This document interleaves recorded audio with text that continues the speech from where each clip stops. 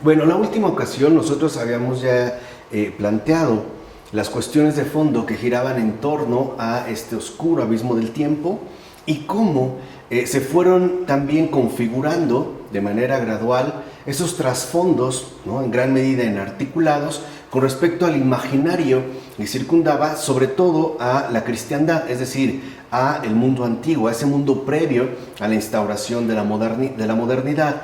Y recordarán que uno de los contrastes principales que habían afectado la cosmovisión, esto es, la comprensión del cosmos en general, tenía que ver ahora con la aparición notoria o la puesta en un primer plano de estos contrastes entre, por ejemplo, el jardín y la jungla, ¿no? Recordando brevemente este punto, se refería a que el jardín, en tanto una zona cultivable, es decir, una zona informada, que se le ha dado forma, que se ha trabajado en ella, manifestaba el orden expreso perteneciente al propio cosmos. O sea, era una imagen del ordenamiento real que poseía el cosmos en su conjunto.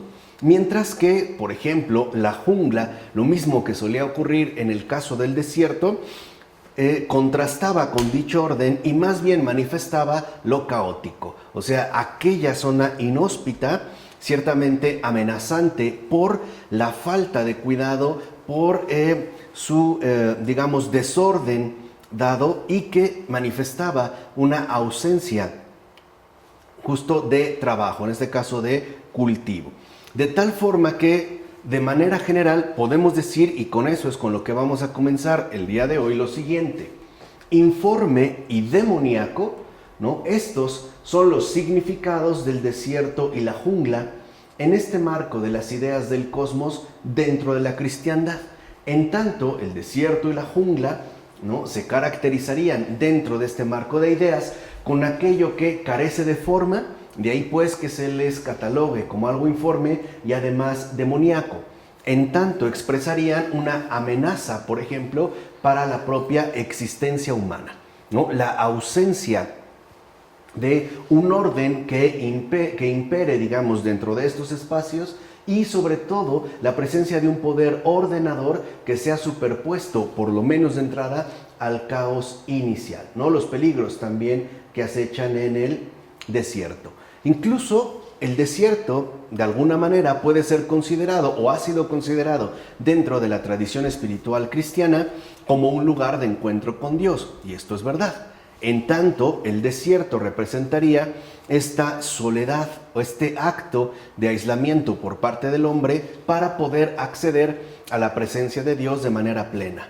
Aunque no hay que olvidar que no por ello el desierto está exento de tentaciones o por lo menos de acechanzas malignas. Esto lo vemos en el caso del propio Jesús de Nazaret, ¿no? Es guiado por el Espíritu al desierto después de recibir el bautismo en el Jordán, y es en ese mismo desierto donde también es tentado por el demonio.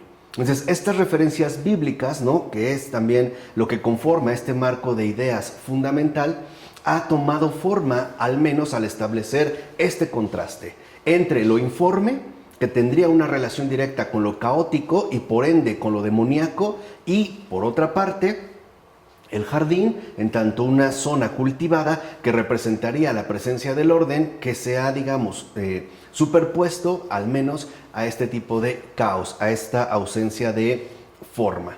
Así no debemos, ¿no?, sorprendernos que las primeras reacciones ante la apertura del cosmos hacia un universo infinito incluyeran espanto y temor. Recordemos que la ocasión anterior nosotros habíamos ya comentado que esta apertura del cosmos hacia un universo infinito es tanto hacia adelante como hacia atrás. Y también quizá habría que precisar, digamos, estas indicaciones. De acuerdo con la referencia bíblica, el universo posee un principio en tanto ha sido creado y por lo tanto posee también un fin. Es decir, un término que nos remitiría a un orden previamente establecido. Esta fijación, por ejemplo, que en los términos bíblicos sabemos aparecen en Génesis y que por lo tanto nos conducen a la comprensión de un universo con un principio y en consecuencia con un determinado fin, involucra a su vez que en términos generales la creación, el universo que Dios ha hecho, posee un orden. O sea, no ha emergido del caos. No ha sido algo meramente caótico que después Él llegara como a darle forma. Por ejemplo, como podría ocurrir en el caso de la jungla o el jardín, una maleza domesticada. No, sino que posee un orden y que de entrada excluye cualquier tipo de principio caótico y o demoníaco. Ahora, esta referencia se fue rompiendo, como mencionamos la clase anterior, en la medida en la que se plantean, ¿no?, resquebrajar estos límites, por ejemplo, en una referencia ciertamente espacial. Se empieza a hablar de un universo entendido como un mecanismo que ocupa un espacio infinito.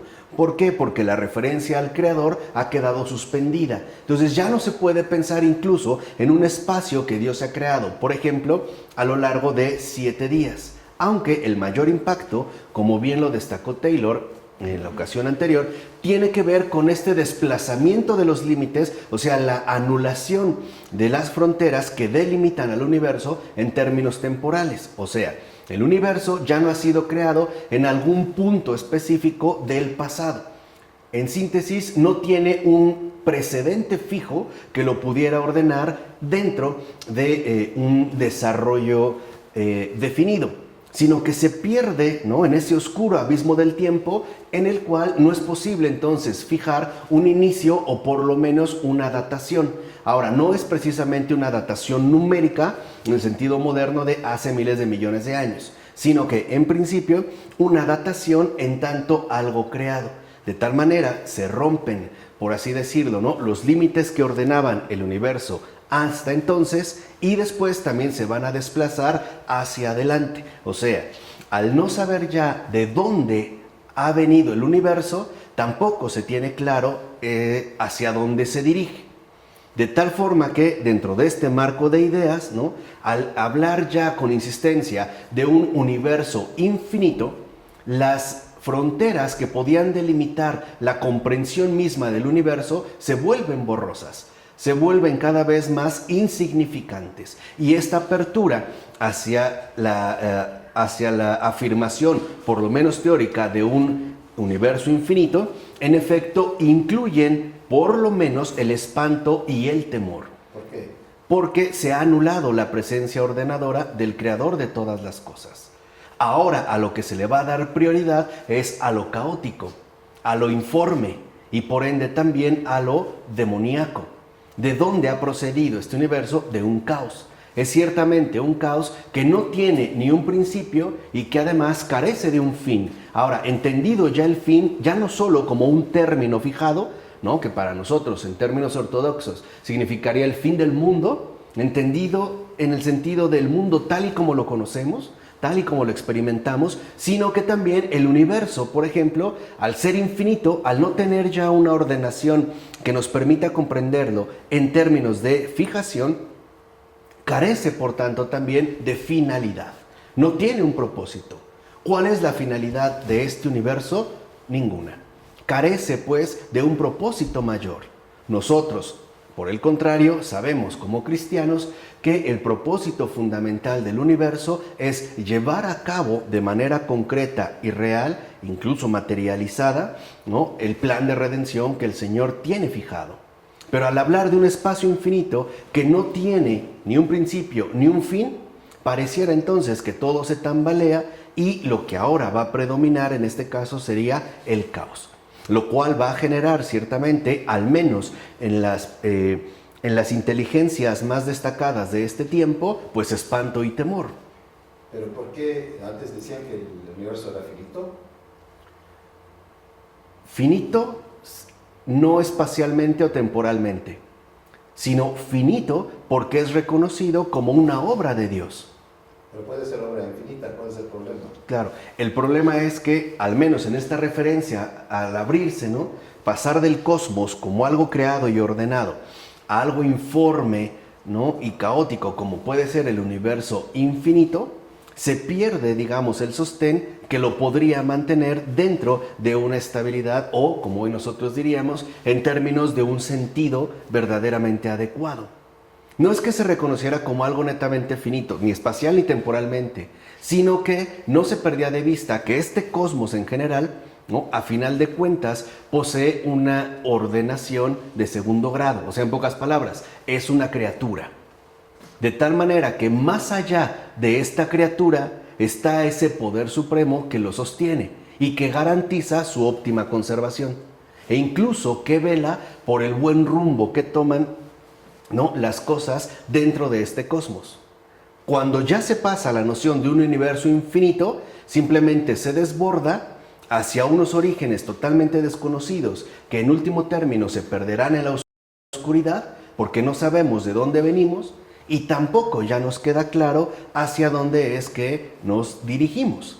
Entonces, las primeras reacciones, por ejemplo, en Kepler, es una figura destacada en este caso, el propio Kepler va a expresar su espanto secreto y oculto ante el espacio infinito que sostendría Giordano Bruno.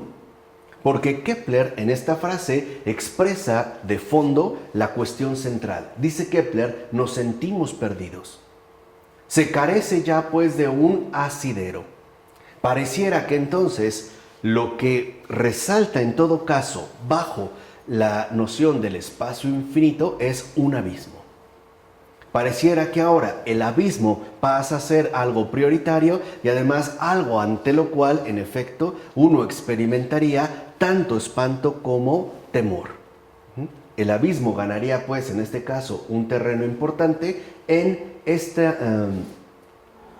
esta apertura que se hace al dejar atrás la idea, ¿no?, tradicional de cosmos y pasar pues hacia un planteamiento diferente en tanto se hable ya de universo infinito.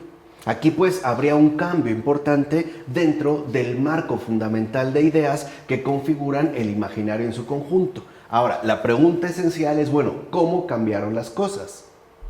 ¿Cómo pasó lo sublime a ser una de las categorías centrales de la estética del siglo XVIII? ¿No? En efecto, la estética, por lo menos desde el siglo XVIII, aparecerá como un ámbito particular que buscará destacar aquello que sería fundamental en tanto haría referencia a la experiencia humana ya plenamente injertada dentro de este universo infinito, ¿no? Lo primero que habría que tener en cuenta, pues, es que este desplazamiento, o sea, este cambio en torno al marco de las ideas o estos principios operativos, tanto a nivel intelectual como por ende a nivel práctico, no se producen ni de manera directa ni tampoco de forma instantánea. Tendría que llevar un proceso de gestación, en tanto se trataría de un proceso históricamente concreto. Entonces, aquí podríamos definir que al principio el horror que genera estos espacios vacíos, este oscuro abismo del tiempo, ¿no?, esta ausencia de una fijación en la cual uno pueda ciertamente apoyarse y que genera horror, por lo menos pues al principio decimos, fue neutralizado por el desencantamiento del mundo y además por el desarrollo de un yo impermeabilizado. Esto se puede traducir de la siguiente manera. La neutralización que genera el desencantamiento del mundo tendía a no sentirnos ya inseguros o por lo menos amenazados ante poderes que anteriormente se reconocían como ciertos y además como presentes dentro del propio cosmos. Por ejemplo, lo informe que daría pues paso al caos. Y además, sobre todo, el desarrollo de un yo impermeabilizado que en todo caso se considera a sí mismo como ajeno a todo tipo de fuerzas que estén más allá de su propia proyección, ¿no? O sea, el hecho de que ya nada puede afectarme, sino que yo sería el mismo arquitecto de mi propia vida, ¿no? La vida humana, pues, pensada en términos de proyecto. Y si antes los lugares desérticos se exorcizaban, que es también el gesto, ¿no?, fundamental que realiza Jesús y que en su momento, por ejemplo, la figura más paradigmática es San Antonio Abad, y va al desierto, ¿no?, para realizar este exorcismo, es decir, el reconocer que aún los lugares más inhóspitos como el desierto no son lugares abandonados de Dios o alejados de Dios, sino lugares donde también la presencia de Dios se vuelve luminosa e incluso triunfante. que es una línea fundamental que aquí se va perdiendo de vista, ¿no? Por eso recordemos como el gran San Antonio Abad, ¿no?, ese gran padre de todos nosotros, también va, por ejemplo, a la zona considerada demoníaca, por ejemplo, los antiguos panteones o los cementerios. ¿Qué es con ello que demuestra San Antonio Abad? En síntesis, pues que el demonio no es más que un usurpador. Ha querido apropiarse de lugares que podrían atemorizar a los hombres y sacarle ventaja a este efecto amenazante. Lo que muestra San Antonio y hace el propio Jesús con su vida es que ni aún ahí Él debe reinar.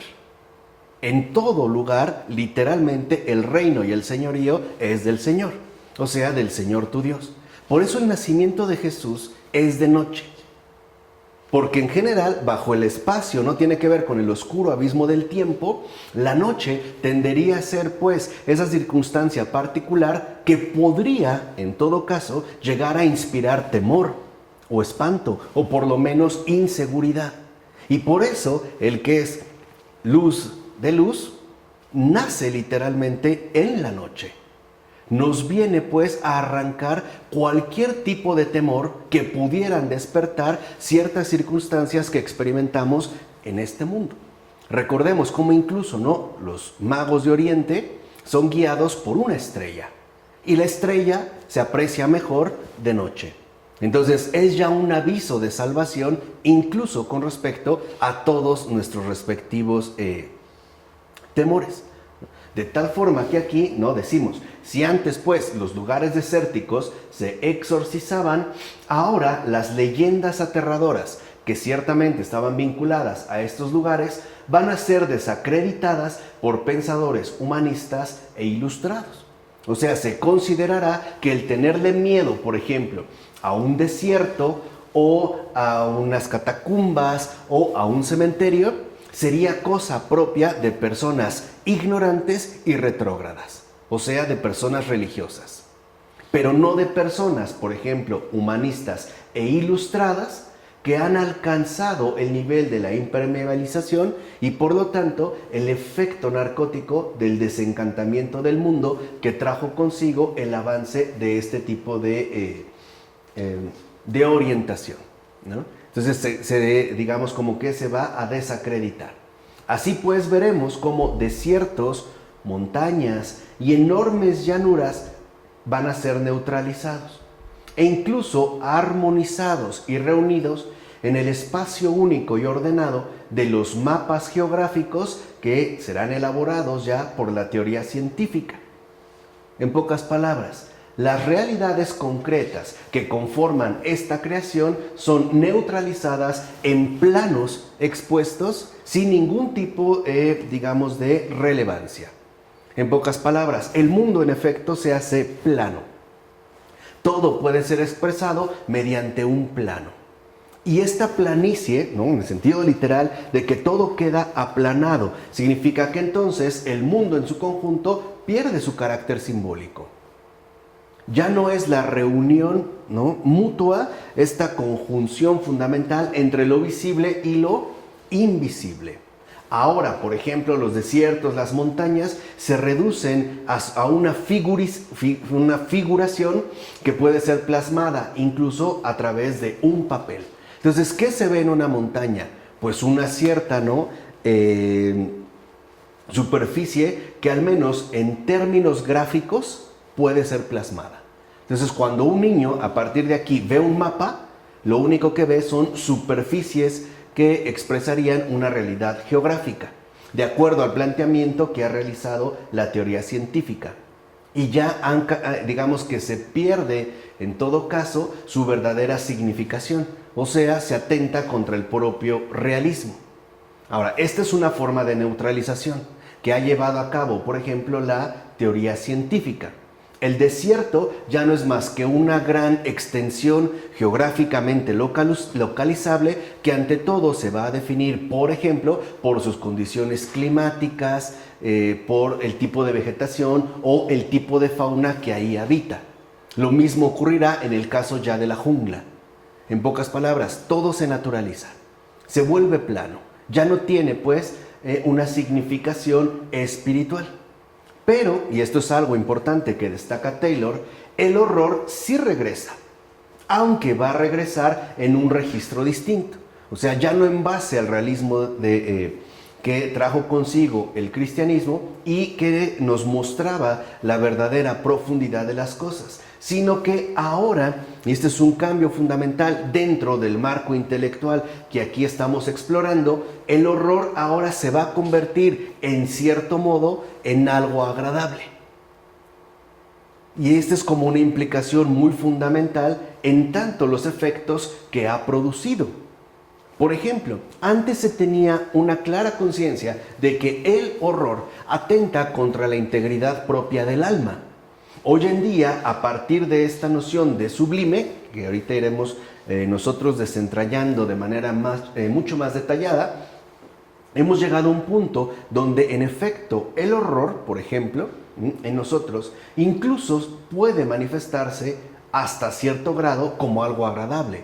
Por ejemplo, podemos ver una película de horror y no obstante comer palomitas o algún otro tipo de refrigerio sin que esto nos llegue verdaderamente a conmocionar. La pregunta es, ¿por qué podemos llegar a esto? Porque consideramos que lo que vemos es, en último término, ¿no?, una representación artificial de las cosas. O sea, no suponemos ya que esto tenga una verdadera implicación, o por lo menos una implicación directa con nuestras propias vidas. Así, la pregunta que plantea Taylor es, ¿cómo entender esto? En parte, desde el éxito mismo de la identidad impermeabilizada, ¿no?, que es un detalle que hasta hoy en día ha seguido ganando terreno y ha incluso logrado apropiarse, por lo menos, de nuestros comportamientos en general. Entonces, la moda y éxito de películas como Titanic, Guerra de los Mundos, Guerra Mundial Z, etcétera, y muchas otras, muestran el placer que se puede extraer al contemplar tanto peligros como tragedias horribles, siempre que nosotros mismos estemos a salvo. Y aquí quiere decir que haya este efecto de distanciamiento, ¿no? Un efecto literalmente espectacular. ¿En qué sentido? En el sentido de que para nosotros el espectáculo es aquello que podríamos nosotros percibir a distancia. Aquello ante lo cual, en pocas palabras, mantenemos una distancia que nos hace inmunes ante todo lo que ocurre. O sea, una distancia que ya no nos permite, pues, experimentar una verdadera vinculación con aquello que se presenta ante nuestros ojos. Ante aquello que, como bien mencionara en su momento, por ejemplo, Michel Henry, ha quedado degradado a la noción de objeto, objectum. O sea, literalmente lo que tengo enfrente, totalmente afuera de mí. Lo estamos hablando en el caso del cine, pero apliquémoslo en el caso de nuestra vida ordinaria del día con día. ¿Qué pasa cuando nos cruzamos o nos topamos con un verdadero miserable? ¿Qué pasa cuando nos cruzamos con una persona que sufre en serio, ¿no?, las condiciones adversas de la vida? Nosotros puede ser que nos sintamos de alguna manera, ¿no?, como interpelados por esta presencia. No obstante, no nos sentimos, por lo menos no de entrada, vinculados con esa situación desafortunada que atraviesa. Así nos hemos colocado, ¿no?, a esta distancia que neutraliza los vínculos profundos que de hecho están presentes en la configuración de nuestro tejido social. E incluso todavía podríamos añadir que esta persona vive así porque él quiere, o sea, siguiendo en pocas palabras, ¿no?, la línea que emerge a partir de la Reforma, porque no se ha aplicado lo suficiente en su propio desarrollo. O sea, sería en pocas palabras culpa de esa propia persona. Entonces decíamos aquí que nos hemos ya acostumbrado a mirar peligros, tragedias horribles, asesinatos. Piensen en esta serie fílmica que en español titularon Juego Macabro, en inglés es Saw, y la pura palabra es ya bastante significativa porque es vi, ¿no? Es este pasado de ver. Lo vi, pero literalmente no me afectó. O sea, a lo mejor lo que realmente me sorprendió fueron los efectos visuales que podían haber acompañado la producción cinematográfica. No sé, la amputación de una pierna, o la mutilación de un cuerpo, o incluso el apachurramiento, ¿no?, de una cabeza que produce finalmente una especie de batidillo, ¿no?, cerebral o encefálico. Pero, no obstante, nosotros nos sentimos a salvo siempre y cuando nos encontremos en una sala de cine o incluso en la confortable sala de nuestra propia casa. En relación con los horrores de las imperturbables y escarpadas montañas, ¿no?, la distancia que ahora ha sido ganada mediante la desvinculación cumple la misma función que el estar a salvo en una acogedora sala de cine para quienes disfrutan el espectáculo del hundimiento del Titanic arrastrando a centenares de personas a una segura sepultura de agua. Entonces, esta desvinculación ha generado pues una distancia insuperable con respecto a lo que nosotros hoy en día vemos y a lo que ciertamente seríamos capaces de experimentar. Hay una imagen muy gráfica de esta película, y no es casual que el propio Taylor la mencione, donde hacia el final sabemos que, bueno, estos dos protagonistas, ¿no?, una especie de romance, ¿no?, exaltado, llega a concluir. En la última imagen vemos cómo ella sobrevive y alrededor lo que en general abundan son cadáveres. Son personas que han muerto o bien por hipotermia, por ahogamiento, o que están ya, digamos, ¿no?, en plena agonía desde antes de morir. Ahora, para nosotros, el ver esto se ha convertido en una especie de proyección visual. De tal manera que ante el horror, ¿no?, ante lo macabro, ante las tragedias que se pueden experimentar, nosotros ya nos mantenemos a salvo a partir de esta distancia espectacular que se ha convertido, en pocas palabras, en un efecto meramente óptico. Pensemos cómo podemos llegar a casa en la noche, ¿no?, disponernos a cenar lo que queramos, un sándwich o una fruta, prender a lo mejor la televisión y ver un poco los noticieros y ver cómo nos transmiten imágenes de personas que han sido asesinadas o de personas que han sido agredidas o incluso de masacres masivas, y podemos seguir comiendo tranquilamente. Simple y sencillamente porque para nosotros se trata de eso, de una proyección visual. De tal manera que dentro de esta distancia el horror se sigue generando y nosotros nos volvemos cada vez más insensibles, o mejor aún, más faltos de reacción, precisamente porque ha sido uno de los efectos que ha traído consigo la identidad impermeabilizada, es decir, la desvinculación. ¿Vamos? Ahora bien, el sentido moral de lo sublime radica aquí. Ahí es donde se va a colocar este giro particular en el cual el concepto sublime va a jugar un papel fundamental. El verdadero pánico que genera la jungla, al desierto o a las vastas distancias y fuerzas inconmensurables nos despierta de las nimiedades de nuestro interior y pone en funcionamiento nuestras aspiraciones a lo superior. Entonces, aquí es donde encontraría pues ese sentido moral que acarrea consigo este concepto de sublime. O sea, ante aquello que antes nos sentíamos, en pocas palabras, aterrorizados y por ende paralizados, ahora se considera que no es más que la ocasión para poder reconocer tanto nuestro interior como esas aspiraciones grandiosas a majestuosidades cada vez mucho mayores, o sea, como una aspiración hacia lo superior. Ahora, el sentido moral de lo sublime puede variar con las diferentes opiniones acerca de cuál es nuestro propósito superior, que podría ser entendido en términos, por ejemplo, de luminoso, grandioso, o bien en términos de oscuro, siniestro. Pero en su forma general se ajusta a la percepción de sí mismo que tiene el yo impermeabilizado y ocupado con los bienes meramente humanos que se encuentran en peligro de sufrir ensimismamiento.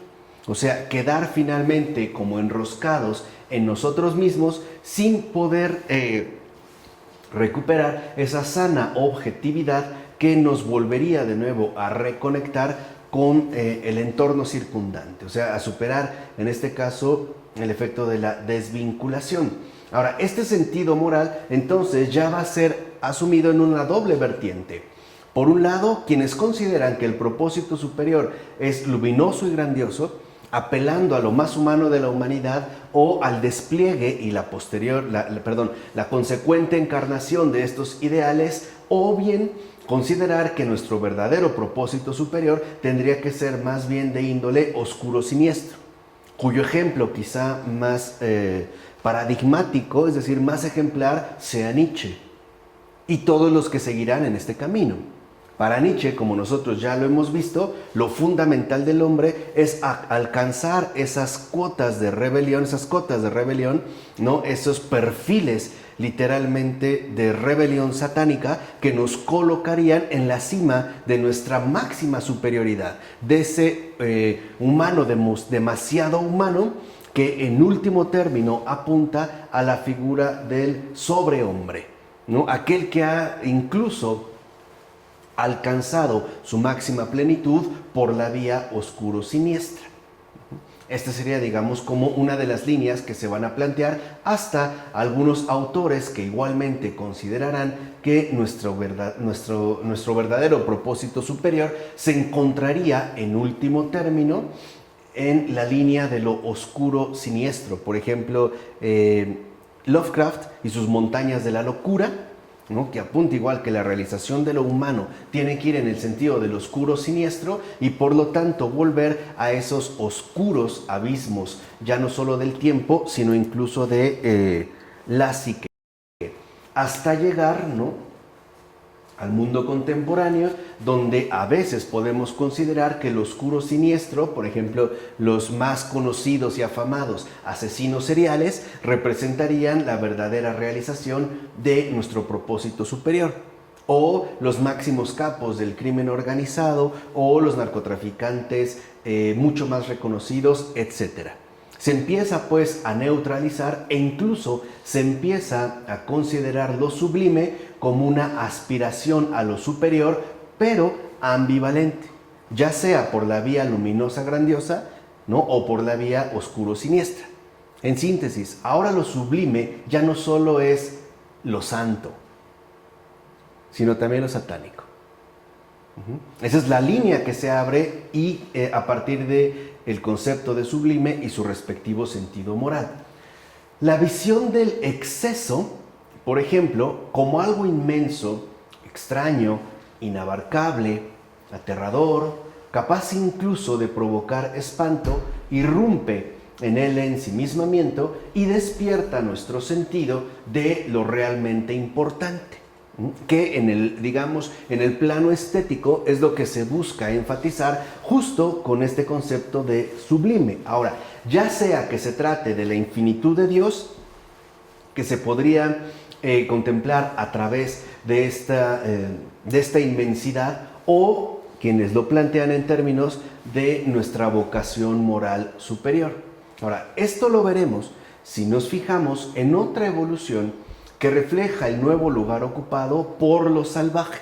Mientras antes, pues, lo salvaje es temido, ¿no?, es literalmente espantoso, ¿no?, en un sentido claro de que causa espanto por su informidad y por ende también por su, por lo menos, acechanza malévola. Hay un nuevo lugar que se le otorga a lo salvaje, y es este. En el siglo XVIII la reacción se consolida y la rudeza y la confusión acaban siendo términos para valorar los huertos y los jardines. ¿Qué significa esto en síntesis, en términos muchísimo más concretos? Es el momento crucial en el cual a lo malo se le empieza a dar el estatuto de bueno y a lo bueno el estatuto de malo, no por desacreditación mutua, sino por mezcolanza gratuita. Justo como se expresa, ¿no? En este caso, digamos, esa confusión en la cual se requiere pues una mezcolanza de lo caótico y de lo ordenado para poder generar una experiencia de orden superior. Por eso veremos cómo ya en el siglo XVIII la limpidez y la elegancia pasan a ser ahora menos valoradas que una mezcla de jardín y bosque, o sea, de orden y caos. Mientras antes, por ejemplo, ¿no? En un santo, lo que impera es su limpidez y su elegancia interior espiritual, ahora se empieza a conjugar una especie de híbrido, ¿no? O vamos a decirlo así, una quimera, una de las quimeras modernas quizá más llamativas. Lo sublime en el hombre no solo tiene ese rasgo de grandioso, sino también de tenebroso. Es pues un animal superior, pero también es una especie de bestia inferior. Se considerará pues que en toda grandeza siempre también se ocultará una determinada bajeza, que no es lo más destacable, ni la limpidez, ¿no? Ni la elegancia, la forma pues que adquiere el jardín, sino que tendría que haber un ingrediente de caos, de desorden, de algo carente de forma para poder alcanzar pues estos niveles de superioridad. ¿Sí se entiende? ¿No? Más o menos. O sea, ya hay una mezcla. O sea, es como les decía, esta quimera. Recuerden que en términos de biología, la quimera es un ser, una especie que se ha formado a partir por lo menos de dos especies distintas o dos seres en términos genéticos diferentes. Entonces, aquí lo sublime involucra que todo lo grandioso conlleva también su lado oscuro. Y esa es una de las primeras biografías, por ejemplo, de las grandes almas que se incluirán, por ejemplo, en el romanticismo, e incluso las figuras, ante todo, caracterizadas por el genio. A ver, Beethoven. Beethoven es considerado sublime en su gesto musical, pero al mismo tiempo se destaca en él una especie de rasgo bestial. Algo de salvaje, mezcla de jardín y bosque, que de hecho es lo que le constituye o lo que le otorga más bien su verdadero carácter de sublime o su carácter superior. El hecho de que puede componer, hacer composiciones sinfónicas impresionantes, y es cierto, pero al mismo tiempo es capaz de destruir los muebles que pueda haber en una habitación. Por eso nos acostumbramos, piensen en esta figura, ¿no? Mezcla pues de jardín y bosque que se encontraría asimismo en un Albert Einstein. Estoy tratando de exponer como lo más representativo, ¿no? Einstein, que tiene una teoría verdaderamente elegante, ¿no? Limpia en cuanto a sus contenidos, pero cuya figura un poco desordenada, ¿no? Un poco de loco, es precisamente lo que le daría este carácter de sublime. Por decirlo brevemente, el puro bien ya no basta para alcanzar lo superior. Se necesita ese otro ingrediente caótico para alcanzar la verdadera mezcla perfecta. O sea, el mal pues también entraría a formar parte, o lo malévolo entraría a formar parte de este concepto. ¿Puedes definir el exceso y cómo llega a ser la infinitud, cómo llega a la infinitud de Dios? ¿Qué es el exceso? Bueno, aquí el exceso es aquello que ciertamente a nosotros nos va a sobrepasar. Por ejemplo, la inmensidad que puede despertar en nosotros el contemplar un paisaje abierto. Eso es el exceso, digamos, como este impacto, ¿no? Que en nosotros ciertamente nos puede provocar, por un lado, ¿no? El reconocimiento de que ahí hay algo que definitivamente me supera, algo infinitamente más grande que yo, y por ende, ¿no? Permitir mi reconocimiento de una presencia infinita, ¿no? La presencia de Dios, o para algunos otros, despertar este anhelo de vocación moral superior, por ejemplo, de grandeza, la necesidad de hacer desde el punto de vista subjetivo, o mejor dicho, desde la perspectiva subjetiva, obras tan enormes como los grandes volcanes y montañas, o abarcar reinos tan inabarcables como el propio mar. Entonces tendría que ver un poco en el juego entre lo objetivo, si es que se reconoce este exceso, o una especie de inspiración para lo subjetivo, para la autorrealización. No, yo quisiera ser igual de grande que esa montaña, en lugar de pensar en aquel que ha creado esta montaña tan grande y cómo debería de ser el creador de esta cosa. No, o sea, la contemplación, que sería en todo caso aquello que nos orienta hacia la presencia de Dios, o la reflexión, el volverse sobre uno mismo para tratar de establecer vocaciones que moralmente nos resulten superiores. Porque es aterrador. Porque simple y sencillamente escapa a nuestro control. Es algo que puede generar justamente, ¿no?, extrañeza, porque es algo que ya nosotros no podemos controlar, o que no podríamos ciertamente dominar. O sea, aquello que, en pocas palabras, escapa a nuestro control y que en último término nos remite a un aspecto fundamental, el misterio, donde se va a poner en juego, en último término, nuestra respectiva posición. O reconozco a Dios o me repliego sobre mí, tratando de tomarlo como pretexto para llevar a cabo una gran inspiración moral, ¿no? Digamos, sería como la vertiente. Entonces, esta mezcla de jardín y bosque hace que la orientación con respecto al significado de las cosas varía. Entonces, la importancia de la naturaleza salvaje a partir de 1700 no radica en que nos ofrezca una forma de vida alternativa.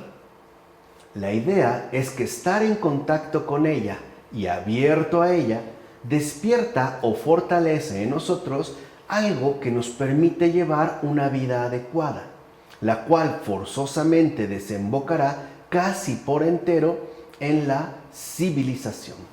Entonces, en un primer momento, en los 1700, en el siglo XVIII, ya no se considera que en efecto la naturaleza salvaje ofrezca una forma de vida alternativa hacia la cual uno deba de dirigirse. Más bien se reconoce que esta naturaleza salvaje sería una especie de inspiración para que nosotros nos distanciemos de esta naturaleza salvaje y por lo tanto optar por ese otro orden que se verá reflejado, por ejemplo, en este caso, en la ciudad. Así vemos que en consecuencia la naturaleza salvaje no es el locus, o sea, el lugar de una vida alternativa a la ciudad. No es algo hacia lo cual uno tendría en todo caso que dirigirse para acceder a esa verdadera realización idealizada de lo moralmente superior. Más bien la naturaleza nos comunica o transmite algo que despierta en nosotros una fuerza para vivir mejor donde estamos. O sea, en todo caso sería pues una fuente de inspiración negativa. Se ve pues a la naturaleza salvaje como una inspiración negativa en el sentido de que me recuerda aquello en lo cual no debo incurrir. Por ejemplo, si yo tengo una casa con un jardín, no puedo dejarlo que se cubra de hierba, de hojas secas e incluso que crezca la mala hierba o que se vea descuidado. Porque simple y sencillamente esto sería una especie de retroceso que me haría recordar justo aquello de lo cual yo me he desprendido. O sea, no volver a ingresar a esa otra, digamos, forma que me recuerda de aquello de lo cual yo tendría que distanciarme. Y por eso debería de mantener, por ejemplo, mi jardín en el mejor estado posible. Así vemos que el nuevo sentir por la naturaleza va más allá del jardín ordenado, que siempre se ha entendido como una especie de microcosmos. O sea, ya no se trata de ver en un jardín bien cultivado una especie de microcosmos, o sea, un recordatorio de la creación en su conjunto, sino que ahora se ha, digamos, trasladado a un marco de comprensión diferente. Así, ya a partir del siglo XIX, veremos cómo los europeos se sintieron profundamente impresionados por la naturaleza salvaje de los Estados Unidos de Norteamérica. Recuérdense esta impresión que despierta en nosotros el anhelo de una vocación superior. O sea, lo que se ha puesto en juego en este caso es lo siguiente. no ser nuevamente salvajes, sino mantenerse al nivel civilizatorio que exige, por ejemplo, la vida real que ahora se ha asumido a partir de los criterios que componen una ciudad.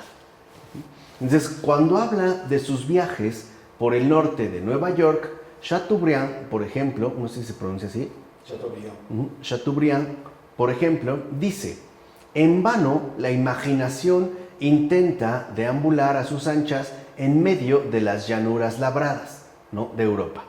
Pero en esta región desértica, el alma se deleita enterrándose y perdiéndose entre bosques infinitos, mezclándose y confundiéndose con las sublimidades salvajes de la naturaleza, que es justo lo que expresaría este cambio en cuanto a la percepción de la naturaleza salvaje.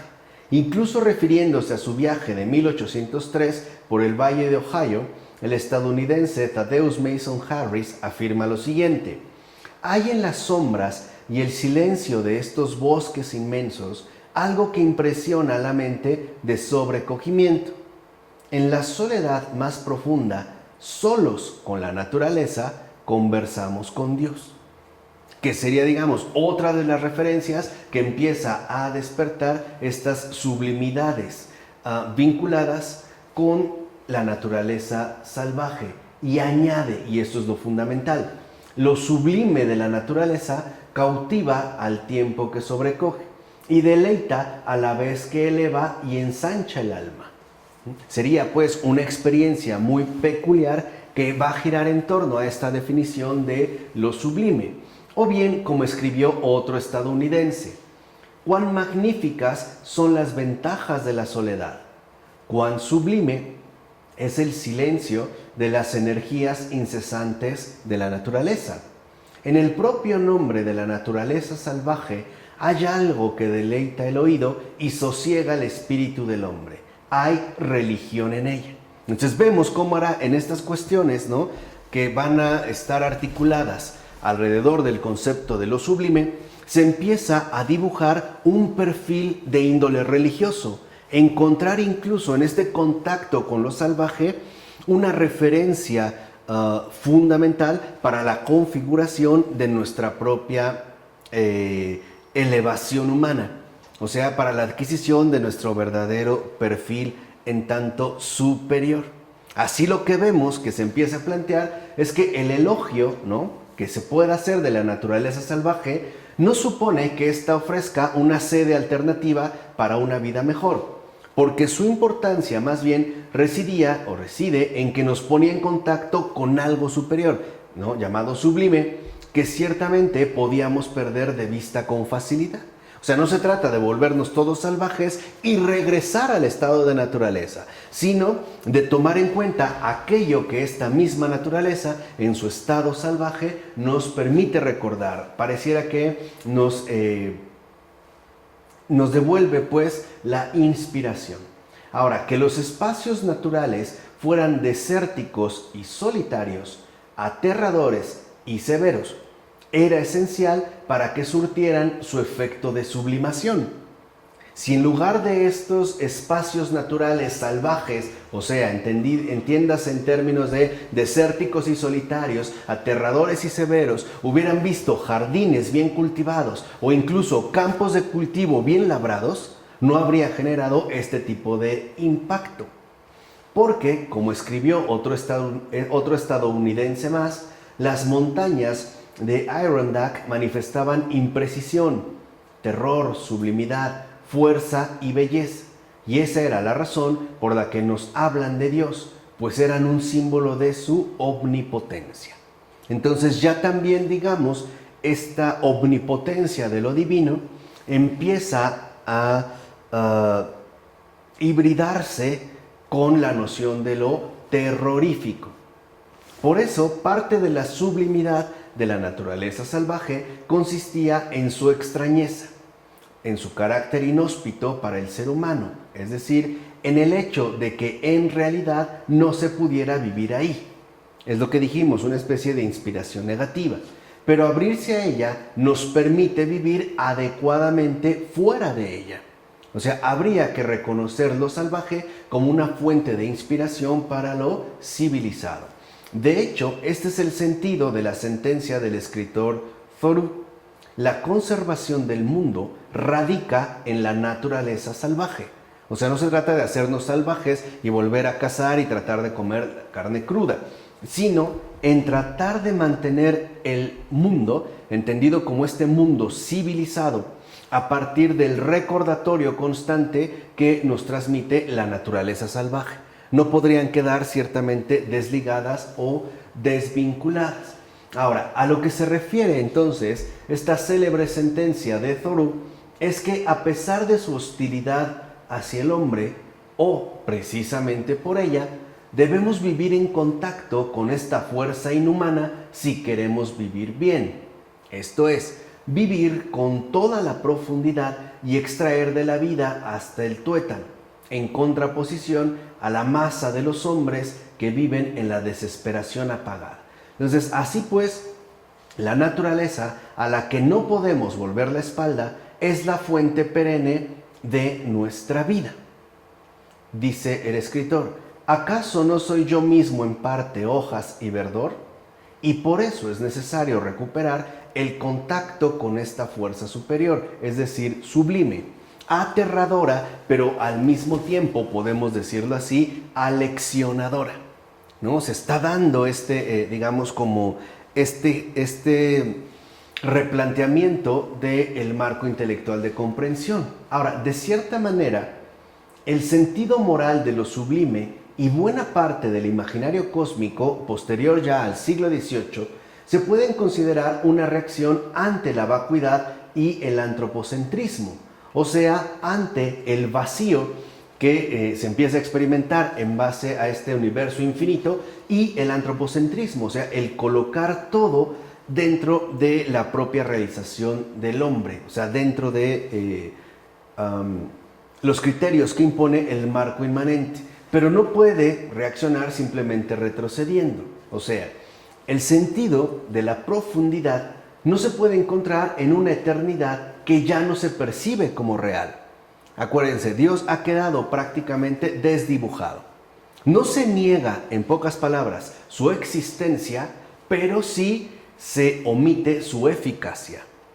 Dios existe, pero no está realmente presente en la configuración de nuestro humano existir, porque recordemos que ahora, ante todo, ya se encuentra de cierta manera mucho más definido, ¿no?, la inmensidad del espacio y el abismo oscuro del tiempo, que serían justamente como las referencias fundamentales, ¿no?, la inmensidad del espacio y el abismo oscuro del tiempo, ¿no?, las referencias pues de lo que ahora se considerarían lo más profundo o la verdadera profundidad.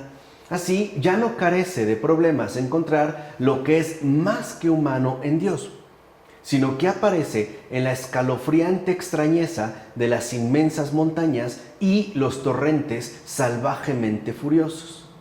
Estos últimos, a su vez, pueden entenderse en términos de Dios y de la creación, pero la experiencia también puede orientarse en otras direcciones.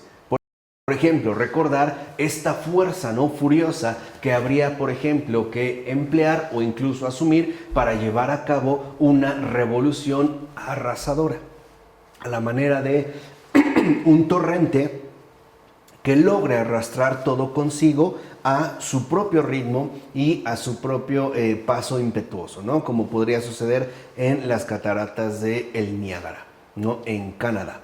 Ahora, estas otras direcciones, en efecto, podrían ser estas. Por ejemplo, imaginarnos a nosotros mismos en la profundidad de los tiempos con una naturaleza igualmente profunda y, por tanto, intentar contribuir a rescatar esa naturaleza. O sea, de tal manera que entonces ese oscuro abismo que se ha abierto, ¿no?, ante nosotros, asimismo sería como trasplantado al interior de cada uno de nosotros, de tal forma que en este caso la génesis no se deja atrás, sino que se ensombrece progresivamente, como también ocurre, por ejemplo, con el llamado progreso racionalista. En este caso, las mayores preocupaciones que se están negando con tal enfoque ensombrecido son la de nuestra naturaleza más profunda, es decir, originaria. De tal manera que podemos ver cómo el mismo efecto de apertura, ¿no?, hacia lo inhóspito, hacia ese abismo oscuro que se ha determinado para, o mejor dicho, se ha concebido para el universo, ahora también será aplicado de igual manera a la propia realidad humana. Pensemos en Freud. Para el señor Freud, lo verdaderamente constituyente de nuestra realidad humana es asimismo un oscuro abismo que él llama inconsciente y que en último término representaría ese fondo último caótico que no puede ser ya apresado por las exigencias represoras del consciente. O sea, para Freud, nuestra sustancia más íntima es caos, es inconsciente, el cual daría como algunos avisos de su presencia en la configuración de los sueños. Que por cierto, en nuestro próximo curso de Pavel Florensky sobre el iconostasio, hablaremos también de la cuestión de los sueños y por ende de la realidad auténtica del inconsciente y el consciente, el delirio y el sueño. Pero bueno, por eso no ahondamos tanto en esta ocasión. Pero sí decir que aún así se considera pues que lo más propio del hombre es lo inconsciente, que sería ese orden caótico que no se ajusta, vuelvo a repetir, a las limitaciones represoras del consciente, ¿no? Así como el universo se pierde en un abismo, sin fondo, sin forma, lo mismo ocurriría, por ejemplo, en la presentación de la escuela psicoanalítica. Incluso podríamos afirmar que la voz misma de la naturaleza está siendo ahogada en nuestro interior, que, como hemos mencionado, ahora sería igualmente oscuro. Y este es uno de los temas ordinarios de las corrientes del romanticismo que se vieron influidas por Rousseau. El redescubrimiento de lo que yo soy realmente en mi interior se hace posible mediante los ecos que siento con la gran corriente de la naturaleza en mi exterior. Entonces, si la naturaleza en general es salvaje, significa que en lo más profundo de mí también tiene que prevalecer algo de eso salvaje. Y no solo eso, si el universo se caracteriza por ser un abismo insondable y oscuro, entonces en mi más profundo interior, en mis entrañas más profundas, lo que tiene que haber también debe ser oscuro. Tendría yo que estar configurado en la misma sintonía que, por ejemplo, se ha concebido la naturaleza. Y eso es uno de los temas bastante comunes dentro del romanticismo. Esta dualidad, por ejemplo, de día y noche, de agradable y desagradable, e incluso, en síntesis, el juego que les permite llevar a cabo el concepto de sublime. Ahora, esta idea de resonancia, ¿no?, de que lo exterior, pues, en definitiva, también tiene que hacerse eco en mi interior, también recibe su sentido mediante la oscuridad de la Génesis. ¿A qué se refiere esto? Como las criaturas que acabamos siendo a partir de nuestra naturaleza animal, que a su vez nace de lo no animado, no podemos sino sentir cierto parentesco con todos los seres vivos y más allá de ellos con la naturaleza en su conjunto. Estaríamos pues vinculados de manera profunda por el compartir la misma oscuridad de esta Génesis. Veamos el contraste, por ejemplo, que se podría establecer con un San Francisco de Asís. Cuando San Francisco de Asís habla del hermano Sol, de la hermana Luna, e incluso, ¿no?, llama a la muerte hermana o se dirige a ella como hermana, para San Francisco de Asís no hay nada de oscuro en nuestra Génesis. Por el contrario, hay un origen que ilumina absolutamente todo y que nos emparenta a cada uno de nosotros en tantos seres criaturales. Entonces, digamos que el recordatorio de un San Francisco de Asís es que nosotros no nos perdemos en un abismo oscuro, sino que estamos relacionados precisamente por un origen iluminador. que nos haría comprender la realidad de nuestra propia existencia e incluso la realidad de todo lo que nos rodea. Por ejemplo, si yo le llamo hermana a la luna o al hermano sol, como lo haría San Francisco, les dice hermanos porque provenimos de un mismo creador. Y compartimos, ojo, un mismo sentido creatural. Estaríamos hermanados en tanto hemos sido creados por Dios, aunque nuestra realidad humana sea completamente distinta. En este caso, justo esto se ha perdido. Y se ha perdido sobre todo porque se considere que la naturaleza exterior, ahora definida en términos de sublime, que también apunta al destacar lo caótico como un ingrediente esencial de nuestra más íntima, tanto interioridad como exterioridad, ha quedado, digamos, configurado para un nuevo tipo de comprensión. De ahí que Herder, por ejemplo, representara a la naturaleza como una gran corriente de simpatía que recorre todas las cosas. Y Hölderlin habla de un anhelo, a saber, el ser uno con todo lo viviente, volver en un feliz olvido de sí mismo al todo de la naturaleza. Y que es uno de los empeños que hoy muchos de nosotros seguimos manteniendo. Por ejemplo, una persona que dice: cuando yo me muera, quisiera que mis cenizas fueran arrojadas al mar, o llevadas, no sé, a la cima del Himalaya, o que me entierren en un árbol para volver de nuevo, ¿no?, a ese el todo de la naturaleza al cual ciertamente pertenecemos. O sea, es una manera en la cual afrontar las, digamos, como las exigencias propias del marco inmanente. ¿Qué es la oscuridad de la Génesis? Que no hay un creador, no hay Dios, no hay un principio claro al cual asirse para entender todo lo creado. Entonces, ¿por qué hablan de la Génesis? No, la oscuridad de la Génesis es que no hay claridad en cuanto a la Génesis.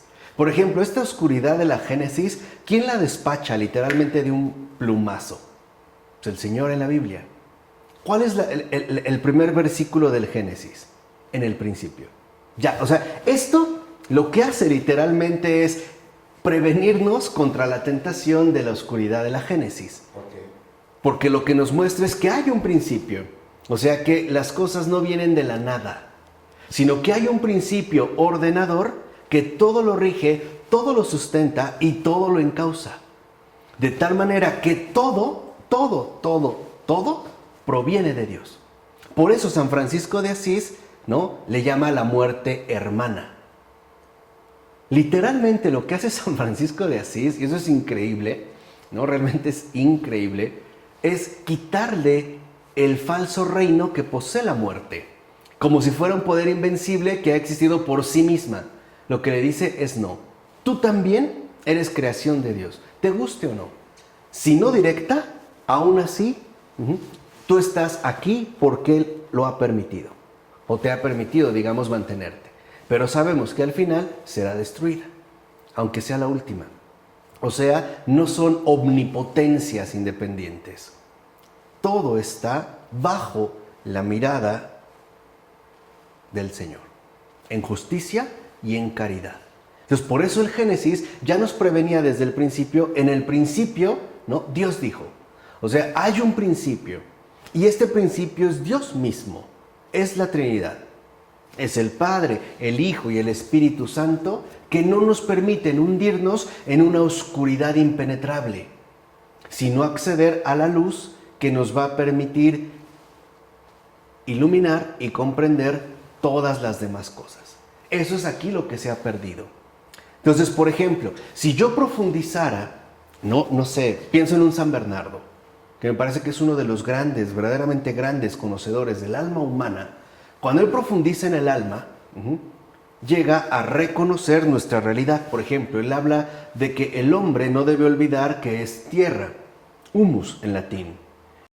Y justo el humus, o de humus, que es la tierra que conocemos, a la cual fue tomada en las manos del Señor, o sea, un contacto directo, insuflándole su espíritu, ¿no? De humus se deriva la palabra humilitas. Y eso es muy bello. ¿Por qué? Porque lo que dice en verdad San Bernardo es extraordinario. Dice: el hombre es tierra, es humus. Y por ser humus, se deriva pues en el reconocimiento de lo que es. De tal manera que la humildad es el reconocimiento sincero de lo que soy. Soy tierra, o somos tierra en tanto hombres, pero una tierra que no subsiste ni por sí misma, ni ha comenzado por sí misma, sino que, por el contrario, ha comenzado por aquel que creó la tierra, la moldeó y la vivificó. Entonces, en síntesis, al ahondar en uno, ¿a dónde llegamos? Al Señor. Hay luz. ¿Aquí a dónde llegamos? A ningún lado. Es lo que insistía Taylor en la presentación anterior. No hay dónde hacer pie. En cambio, con el Señor hay suelo firme. Y Él mismo le dijo, no, yo soy el camino. Y un camino es un lugar que se puede pisar. Porque al pisarlo, uno pisa en firme. Uno puede avanzar. Pero cuando intentamos caminar en el mar, cuando no hay base, uno se hunde. Por eso, lo acabamos de ver en la celebración litúrgica, cuando ve a Pedro le dijo, tú te llamarás Kefas, que significa roca. ¿Qué es una roca? Algo firme, algo a partir de lo cual todo lo demás podrá ser edificado. Entonces, el Señor no nos engaña, no nos toma el pelo, y es la verdad. Lo que nos, precisamente, ¿no? De lo que nos pareciera como estarse adelantando, ¿no? Muchísimos siglos a esta presentación moderna, ¿no? De la oscuridad de la Génesis, es no. Si realmente, ¿no? Si realmente anhelan la verdad, descubrirán que aquí estoy yo. Y ese es el asidero seguro, ¿no? Es donde uno literalmente se puede sostener y por lo tanto reconocer el despliegue tanto de su propia vida como de el universo en su conjunto.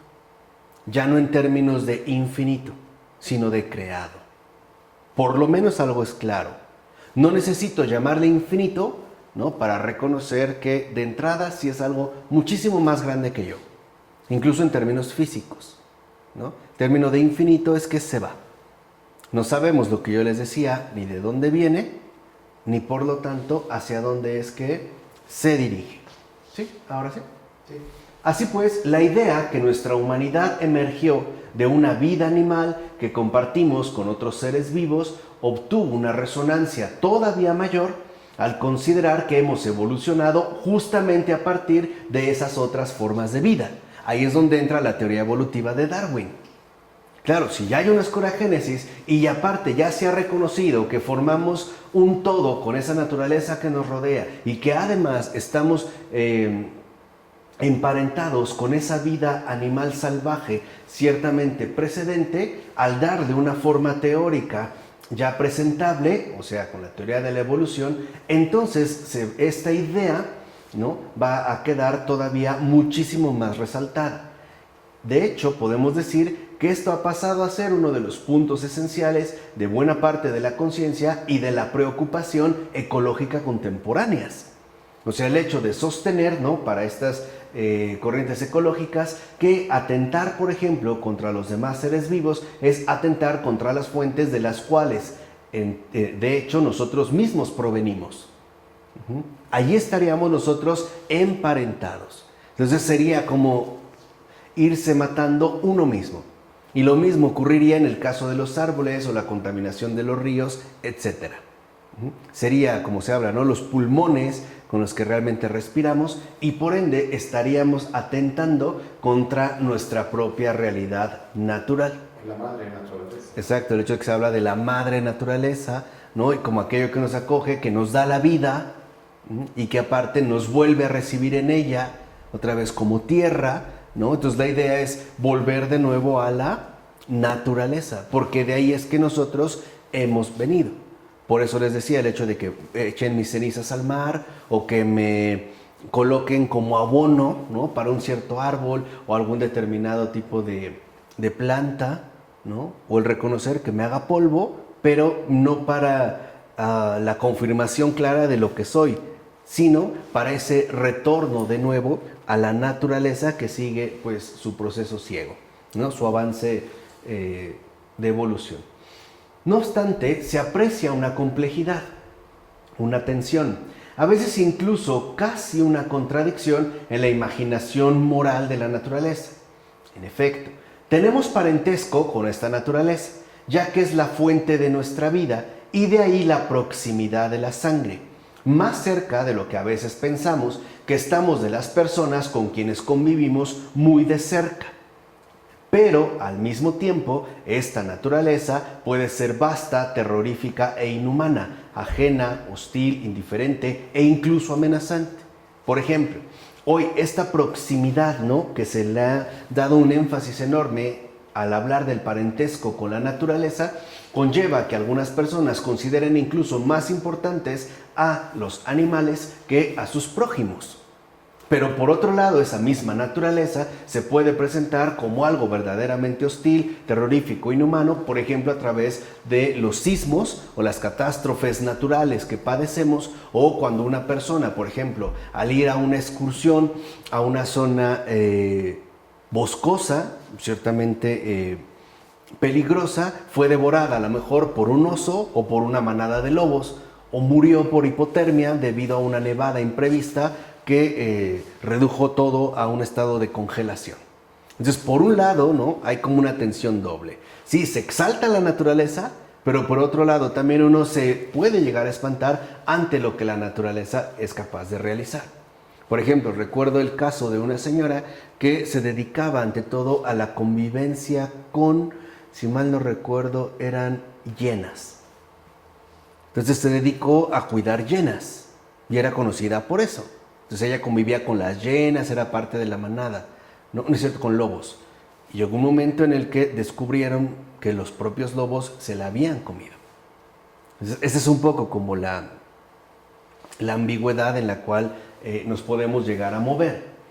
Thoreau parece decir de igual manera que esta posibilidad no solo reside en nuestro pasado, recuérdense, genéticamente oscuro, genéticamente en el sentido de nuestra génesis, ¿no?, nuestro pasado, sin principio, sin una base sólida, sin un creador, o sea, sin una luz creacional.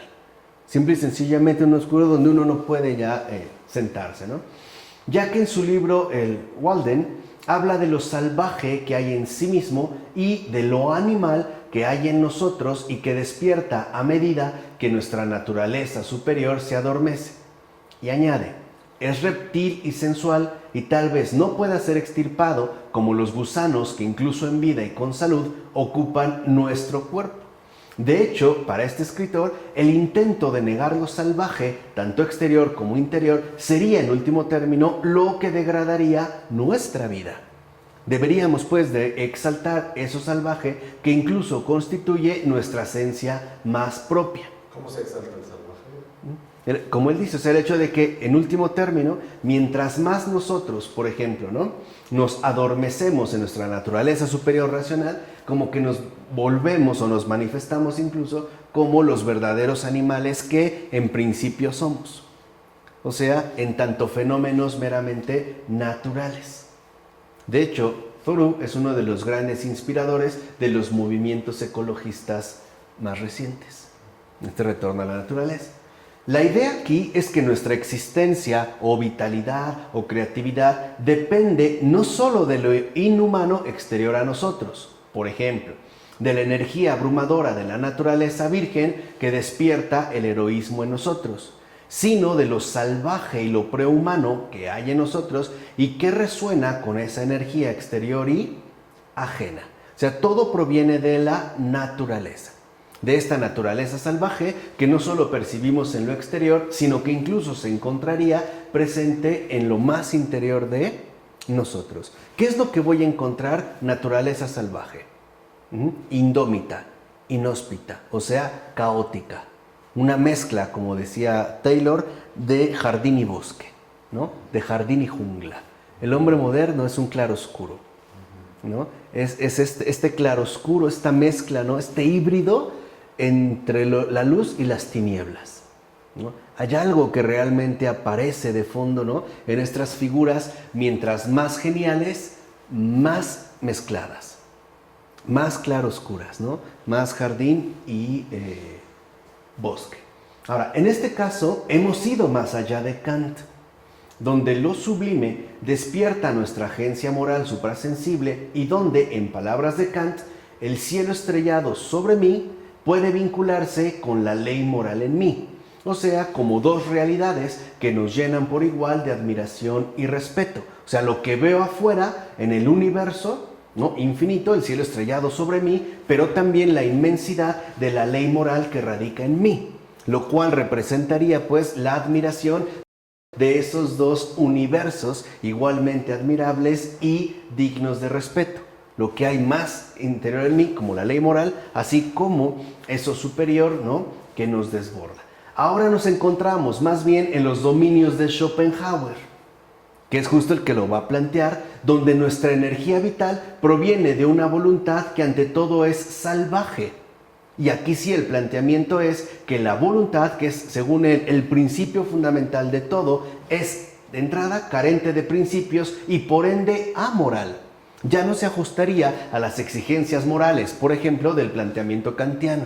De hecho, uno de los reproches más fuertes que va a hacer Schopenhauer a Kant es que todavía él quiere tratar de conservar una dualidad entre el fenómeno y el noumeno sin que haya podido desvelar la verdadera realidad de este noumeno, lo cual le lleva a suponer que, por ejemplo, la existencia de Dios quedaría reservada, aunque no necesariamente para la capacidad teórica o racional de nuestro intelecto, sí para esas realidades esenciales que superarían nuestra propia capacidad de conocimiento. Schopenhauer lo que dice es que no, que más bien el noumeno es esta fuerza, ¿no?, esta energía vital que en efecto ante todo se caracteriza por ser salvaje, o sea, en el sentido de que carece de principios ordenadores y por ende estaría, digamos, más allá de los lineamientos ciertamente morales que solemos hacer. De ahí que, aunque hasta donde yo tengo entendido, Freud nunca lo aceptó de manera abierta, la inspiración del inconsciente, ¿no?, parece estar muy vinculada con la postura que hace Schopenhauer, que sería el principio vital de todo, esta voluntad salvaje. Ahora, esta confianza entonces que ahora se ponen en las fuerzas de la irracionalidad, la oscuridad y la agresividad, se ha extendido por nuestra cultura. El que realmente lo va a destapar es Schopenhauer, en parte siguiendo la estela de Schopenhauer, por ejemplo, con Nietzsche o Thomas Mann, ¿no?, ambos alemanes, también Schopenhauer, pero también más allá con Conrad o D.H. Lawrence o Robinson Jeffers. Los autores y contextos en lo que esta sensibilidad aflora son demasiado numerosos para contabilizarlos.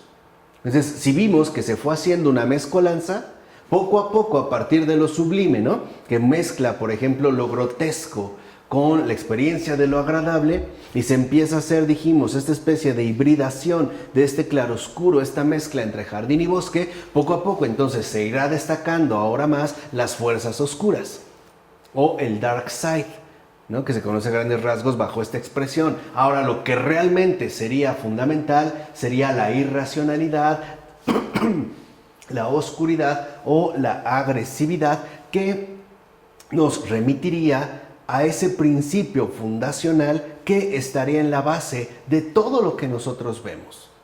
Entonces, el caos, la agresión, ¿cómo definís la irracionalidad? La irracionalidad es como la ausencia de logos. El logos ha quedado desplazado. Ahora hay una fuerza, ¿no?, salvaje, lógica, o sea, carente de logos, o sea, en pocas palabras, sin Cristo, no planteada en términos de la ausencia de Cristo, sin logos, que sería verdaderamente el principio rector de todo lo existente. En lugar del amor es agresiva. Claro, es agresivo, ya no es la vida, sino la muerte. Todo aquello que va ganando justamente la oscuridad imperante. Muchos de los ateos de hoy tienen esas ideas. Claro. Pero esta ha sido su gestación, o sea, no es como un proceso meramente ocurrente. O sea, lo que podemos decir es que aquí lo que estamos viendo es la manera en la cual, ¿no?, las tinieblas fueron ganando terreno en estos planteamientos, al grado de que lo que antes podía ser literalmente espantoso, hoy se considera incluso grandioso. O sea, es, digamos, como esta filtración, ¿no?, del caos que poco a poco va ganando terreno para llegar a instituirse o querer ocupar el lugar que no le corresponde. En pocas palabras, el origen de todas las cosas y la base de todo lo existente. Así pues, el hecho de que podamos concebir la posibilidad de dar este tipo de significado moral a la naturaleza salvaje de nuestro interior es comprensible únicamente en el seno del mundo animado por el imaginario cósmico moderno, que es de hecho lo que acabamos de describir. Es lo que mencionamos. Este es un imaginario que remite a un universo que no está necesariamente estructurado y limitado por un plan racional y benigno donde no podamos tocar el fondo, sino que es en todo caso, ¿no?, el lugar de nuestra oscura génesis. Ahora, para nosotros, lo que parece ser constituyente de nuestra realidad no es lo luminoso, sino lo tenebroso. Lo tenebroso. Ya no es Dios, En ese sentido. sino el caos. Es como estas fuerzas oscuras que han sido ahora desatadas, y no solo desatadas, sino colocadas como pilares para la construcción del mundo contemporáneo, incluido desde los marcos teóricos de comprensión, o sea, dentro de nuestros propios esquemas intelectuales de pensar, que es justo lo que estamos repasando. Es justo, digamos, lo que estamos evangelizando, yendo a este recorrido, ¿no?, para volver a sacar a la luz, por lo menos, este tipo de planteamientos.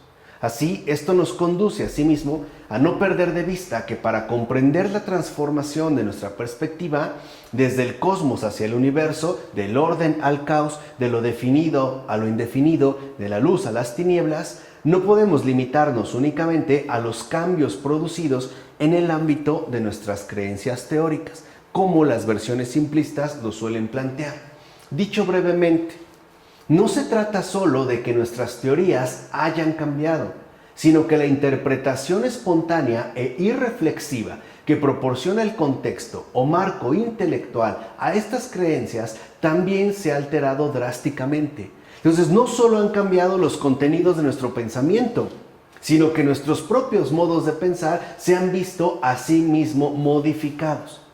Ante todo, por el hecho de que nuestra capacidad intelectiva suele ser, por lo regular, bastante irreflexiva.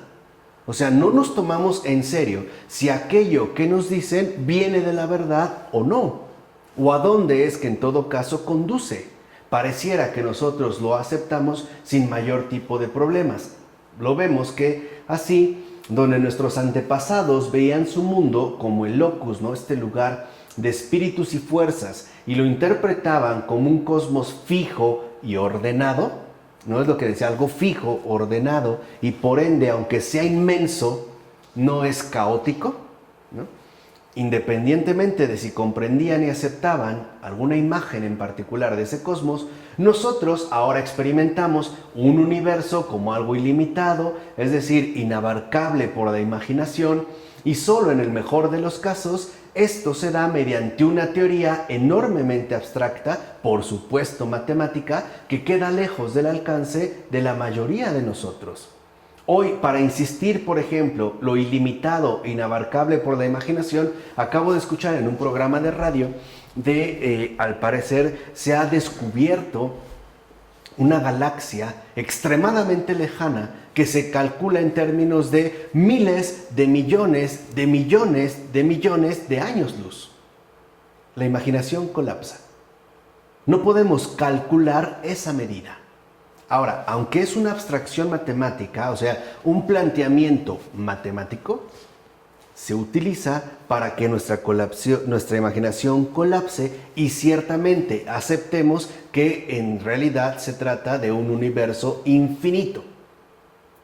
O sea, de un universo sin Dios, que se pierde, ¿no?, entre millones de galaxias y de galaxias y de galaxias sin encontrar ningún tipo de orden o fijeza en su propia constitución.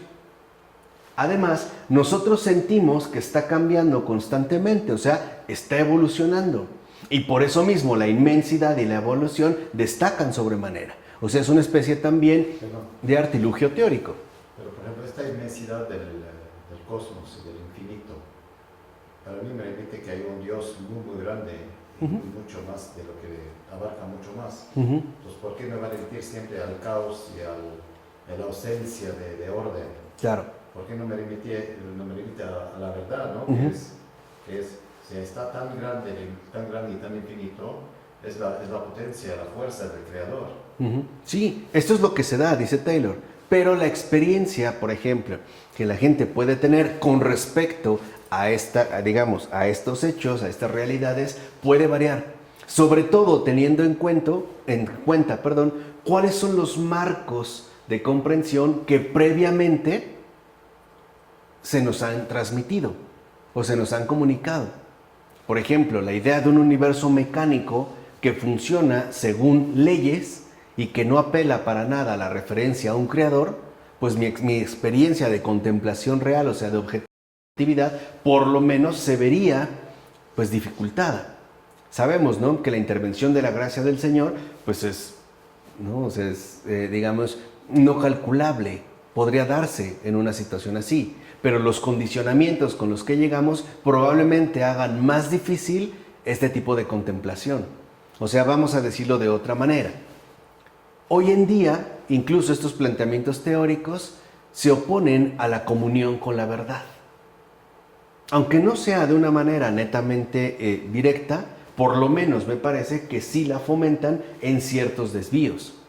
De tal manera que entonces, en lugar de que yo pueda, como mencionas, ¿no?, contemplar esa existencia de un creador asimismo infinito, ¿no?, el creador de este infinito, a lo que yo llamo infinito o inmenso, más bien nos remiten a los planteamientos matemáticamente científicos, al ámbito de las teorías.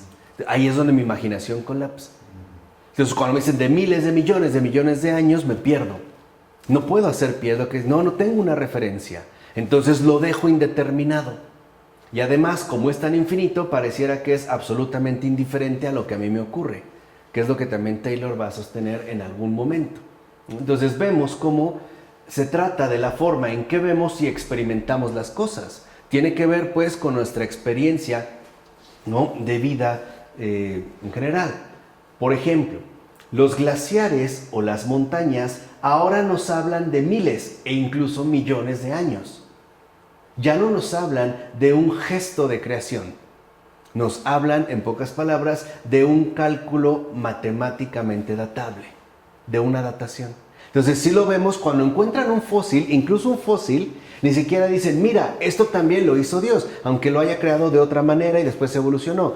Nos hablan del tiempo sobre el cual se puede fechar. Pertenece a tal época, ¿no?, dentro del marco inmanente, o tendría una antigüedad de tantos millones de años, o cientos de años, o miles de años. Y también nos hablan, por ejemplo, de lentos movimientos glaciares o rocosos, o sea, de evolución. ¿Qué quiere decir? Que ahora nuestros marcos de comprensión se mueven en torno a la evolución y no a la creación. Que definitivamente la creación coloca un principio y un fin. O sea, nos salva de ir a la deriva. Nos salva del extravío, ¿no? Así vivimos en una naturaleza de tiempo profundo, o sea, oscuro, y espacios insondables de la cual hemos emergido. Es un universo que en muchos aspectos es sumamente extraño y ajeno. Ahora, esto alimenta, por una parte, una sensación de parentesco, pues pertenecemos a la Tierra, sí, es nuestro hogar. Y esta sensibilidad es una vigorosa fuente de conciencia y convicción ecológica, incluso para muchos la inspiración fundamental para su propia realización moral. Pero también significa que nos vemos empujados a pensar en nosotros mismos como si tuviéramos una naturaleza profunda que debemos recuperar, o tal vez superar al intentar averiguar y analizar nuestra oscura génesis. Así, mientras más intentemos averiguar y analizar nuestra oscura génesis, más nos sentiremos emparentados o por lo menos cercanos a esa propia oscuridad que parece ahora estar rigiendo por todas partes, tanto en lo exterior como en lo interior. Así yo me podría llegar a sentir incluso sumamente familiarizado o por lo menos cercano con esas tinieblas oscuras que estarían en lo más profundo de nosotros e incluso del universo. Ahora, por otra parte, Las facetas insondables y extrañas de este universo nos sitúan frente a lo gigantesco, lo inconmensurable, lo inhumano, lo que igualmente nos conmueve de diferentes maneras. Por ejemplo, bajo la forma de lo sublime, puede sobrecogernos al mismo tiempo que nos parece recordar la poca cosa que somos ante tal inmensidad. Y de igual manera, nos hace paradójicamente conscientes de nuestra grandeza. Y al mismo tiempo, podemos sentir parentesco también con lo inhumano, lo violento, lo irracional, lo desordenado del universo, lo cual puede perturbarnos y o transformar abiertamente nuestra interpretación de nuestra naturaleza profunda, relacionándonos con las fuerzas salvajes, amorales y violentas proyectadas sobre todo por las visiones post-schopenhauerianas, que de hecho son las formas de experiencia que hoy se pueden llegar incluso a concebir ya en el mundo contemporáneo. ¿Qué son las facetas insondables? Eso es lo que... Sí, o sea, digamos como que el hecho de que no sabemos de dónde proviene, hacia dónde se dirige, como que todo parece quedar hundido, ¿no? En un abismo oscuro, nos remitirían finalmente hacia eso carente de medida, aquello que me sobrepasa y que en último término remitiría como fuente fundamental de, al menos de un inicio, ¿no?, lo inhumano. Pensemos, en la teoría de la evolución, el humano aparece muchísimo después. Y de hecho, antes del humano hay otras formas de vida que incluso se van degradando a formas de existencia no humanas. Por ejemplo, los primeros seres unicelulares, ¿no?, que de acuerdo con este planteamiento se van generando para dar formas a tal, ciertas formas, no sé, de algas, pero que en realidad no tendrían que ver con lo humano. Entonces esto nos conduce a fomentar el parentesco con lo inhumano. Cuando ya sabemos que lo verdaderamente inhumano, o sea, lo que realmente es el sentido totalmente opuesto de lo humano, o sea, lo inhumano, pues es lo satánico. Iría pues una forma de sombra, o la proyección de la sombra, ¿no? Sí, entonces, en lugar de que el hombre sea la criatura más importante del universo, el hombre se pierde y hay cosas, y hay creación más importante. Sí, cambia, ¿no? Por ejemplo, los animales. El hombre sea claro, lo más grande, lo más sublime, que domina la tierra, porque ya no es el que domina la ahora tierra, ya está dominado por la claro. tierra. Y de hecho tendría que ser dominado, porque ahora pasaría a ser incluso un ser inferior con respecto a la supremacía de sus antecedentes. Veámoslo en esta propuesta teórica. De acuerdo con algunos seguidores de la teoría evolutiva, los seres que realmente podrían sobrevivir a un verdadero cataclismo, por ejemplo nuclear, serían las cucarachas. Porque serían las más resistentes ante situaciones incluso climatológicamente extremas, no el ser humano. De tal manera que entonces la superioridad ya no le pertenece al hombre. Simple y sencillamente se ha vuelto algo accidental, ¿no? Una forma más de evolución, pero no es ni la más importante, ni la privilegiada, ni siquiera con la que tendría que haber mayor consideración, sino que por el contrario tendría que incluso estarse dispuesto a sacrificar al hombre a favor de estas formas primitivas y por ende muchísimo más superiores a la manifestación de lo humano, que es lo que sostienen algunas posturas ecológicas extremas como la Deep Ecology, que se mueran los hombres, ¿no?, la escoria de este mundo, asesinos brutales, salvajes, etcétera, ¿no?, violentos, para que puedan finalmente conservarse los primeros que estuvieron aquí. Y muchos lo sostienen. A ver, en la Tierra primero estuvieron los animales, no los hombres, así que los invasores somos nosotros. O sea, como que llegamos después. Entonces los que tienen derecho a permanecer en la Tierra son los animales. O sea, la idea es mandar al carajo lo humano. Sí, todo es diabólico. Claro, ¿no? O sea, el mandarlo por allá. Bueno, entonces, este complejo de teorías, interpretación irreflexiva e imaginación moral es lo dominante en la civilización occidental en nuestros días. Empapan nuestro mundo. O sea, estamos empapados de este complejo de teorías, de estas interpretaciones reflexivas, de esta imaginación amoral. O sea, también estamos empapados de tinieblas, pues, de oscuridad, ¿no? Y esto es evidente, por ejemplo, en la psicología post-freudiana. Ciertamente, muchas personas quizá rechacen las teorías de Freud, ok, pero el contexto circundante de interpretación, o sea, el cambio que ahora se ha dado con respecto al marco intelectual, esto, o sea, aquello que da sentido a estas teorías, eso es lo que está muy hondamente arraigado.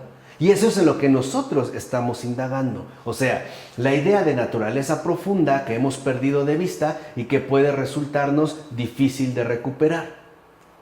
La idea de que ésta tiene que ser, ¿no?, recuperada e interpretada principalmente a través de la narración de nuestra historia personal a otro, que ahora asume la forma o digamos la función que ejecuta o que lleva a cabo el terapeuta. Así como la idea de que esta naturaleza profunda puede ser en parte salvaje, irracional y amoral. Todas estas ideas son marcos evidentes para entendernos a nosotros mismos e intuitivamente comprensibles para casi todo el mundo. Entonces, en aquello en lo que en efecto podemos estar ya instalados es en este contexto circundante de interpretación o los marcos intelectuales de comprensión, que es lo que pueden llegar a sustentar este complejo de teorías o interpretaciones o imaginarios morales. Entonces estaríamos pues en el nivel profundo de aquello que por lo menos trata de dar un cierto registro a nuestro modo particular de pensar, en este caso en términos contemporáneos. Por ello, por ejemplo, no sería tan difícil suponer para muchas personas que lo que realmente encontrarías en el fondo de un ser humano asimismo es caos u oscuridad, que habría en último término algo oscuro. Aparte, esto oscuro ya no sería una consecuencia de algo ajeno, por ejemplo el pecado, sino algo constitutivo de nuestra propia realidad, que de ahí proviene. Así nuestro parentesco ya no estaría pues dado de una manera directa con la luz, sino con la oscuridad, con lo oscuro. En una obra muy sugerente, Marcel Gauchet, no sé si Marcel Gauchet ha mostrado cómo esta idea clave del inconsciente tiene múltiples fuentes, ya que no solo se inspira en los orígenes románticos, ¿no?, que es la idea de que hay en nosotros profundidades aún no expresadas y la continuidad de todas las formas vivas y que ya mencionamos antes, sino que también se basa en la idea de un inconsciente cerebral. Esto nace en el siglo XIX con la interpretación de que nuestras más altas funciones, o sea, el pensamiento o la voluntad, son en cierto sentido el producto de funciones neuropsicológicas que se desarrollan en nosotros. Todo esto se basa en un desplazamiento profundo del modo de localizar la naturaleza de las cosas. Ahora, por ejemplo, un modo es a través de las funciones neuropsicológicas. O sea, ya no solo que esté, por así decirlo, en referencia con el cerebro, no de una forma burda, sino con el funcionamiento que realizan las neuronas y las relaciones que éstas pueden ir, estableciendo en el momento de la formación de lo que serían consideradas nuestras más altas funciones. Pero en el contexto de una génesis oscura, el sujeto adquiere un nuevo tipo de profundidad en el tiempo evolutivo, en el tiempo personal y en su relación con su encarnación material. Incluso Gauchet muestra cómo en el siglo XIX se desarrolla una faceta de esta nueva profundidad. El sentido de que nuestro pensamiento y nuestra voluntad emergen de funciones cerebrales nerviosas a través de los conceptos de arco reflejo y patrón sensomotor, que son términos que se utilizan, por ejemplo, en la escuela psicológica. El arco reflejo es la vía nerviosa que controla el acto reflejo. En algunos animales, la mayoría de las neuronas sensitivas no pasan directamente al cerebro, sino que existe sinapsis en la médula espinal. Esta característica permite que los actos reflejos ocurran relativamente rápido al activar motoneuronas sin que éstas retrasen la señal al pasar por el cerebro, aunque éste reciba información sensitiva mientras el acto reflejo ocurre. Si solo intervienen en este proceso dos neuronas, la sensitiva y la motora, el arco reflejo será simple. Si en cambio hay otras neuronas en este proceso, el arco reflejo será compuesto. Las neuronas que queden en el medio se denominan intercalares o interneuronas. El arco reflejo es el trayecto que realizan uno o más impulsos nerviosos del cuerpo. Es una respuesta a un estímulo como los golpes o el dolor. Por ejemplo, el parpadeo, ¿no? Ante una luz intensa dirigida directamente a los ojos. Es una unidad funcional que se produce como respuesta a estímulos específicos recogidos por neuronas sensoriales. Siempre significa una respuesta involuntaria y por lo tanto automática, no controlada por la conciencia. Así, para que un reflejo se produzca, es necesario tres estructuras diferenciadas, pero que se relacionan con el estímulo que va a provocar la respuesta y con la misma. Y ellas son los receptores, las neuronas y los efectores. ¿Por qué toda, digamos, esta descripción? Porque lo que podemos ver es que, en efecto, la segunda mitad de este siglo llega a estar dominada por una perspectiva psicofisiológica que trata de depositar la conciencia, el pensamiento y la voluntad en el seno de su realización corporal material. O sea, ahora la profundidad sigue siendo oscura, porque se realiza en procesos neuronales, o por lo menos psicofisiológicos, que no alcanzamos a comprender. Entonces ya no solo se remitiría, por ejemplo, a los términos, digamos, habituales que sostenía el romanticismo, sino incluso a esa oscuridad de funcionamiento meramente biológico, corporal, material, al que ya no tenemos acceso. No entendí esto. Sí, o sea, aún esa explicación científica nos lleva, en último término, a otro tipo de oscuridad. Porque lo que ocurre en nosotros escapa, pues, a nuestra propia realidad de comprensión. Por ejemplo, el funcionamiento de las neuronas, en base a esta teoría del arco reflejo, no es algo que sea voluntario, ni siquiera consciente. Es algo que sucede sin que sepamos cómo. Hay algo de cierto en eso. La mayoría de lo que ocurre en nosotros ocurre sin que sepamos cómo. Pero la diferencia esencial consiste en lo siguiente, que aquí ya no se toma en cuenta que se requiere de una cooperación, incluso de comprensión con respecto a la gracia.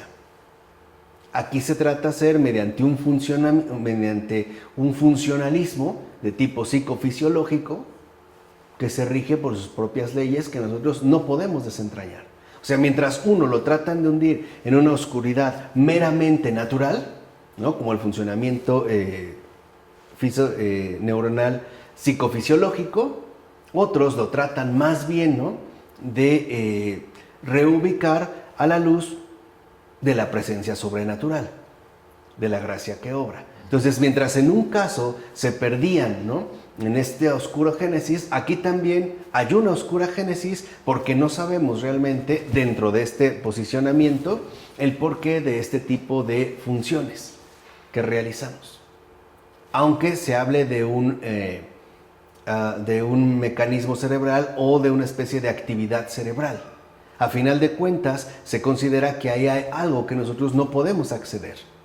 Y es lo que Taylor busca destacar, que se trata de un desplazamiento de la totalidad del marco en el que se proponen las teorías.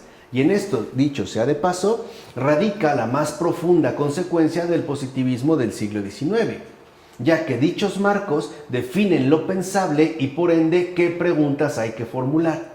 Así pues, según la nueva interpretación, la voluntad consciente nace del arco reflejo y es de la misma naturaleza que él.